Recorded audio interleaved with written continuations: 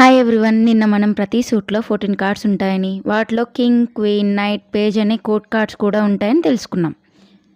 ఈరోజు coat cards గురించి కొంచెం డీటెయిల్గా తెలుసుకుందాం. కింగ్ సాధారణంగా తండ్రి లాంటి వ్యక్తిని, నాయకత్వ లక్షణాలున్న వ్యక్తిని సూచిస్తుంది.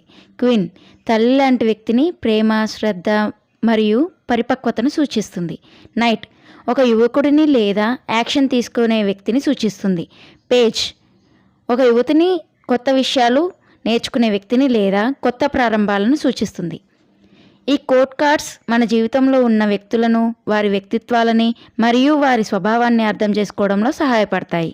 అయితే ఈ కోట్ కార్డ్స్ వాండ్స్లో వస్తే ఒకలా ఉంటుంది, కప్స్లో వస్తే ఇంకొకలా ఉంటుంది, స్వార్డ్స్ అండ్ పెంటకల్స్లలో కూడా వాటి అర్థాలు మారుతాయి.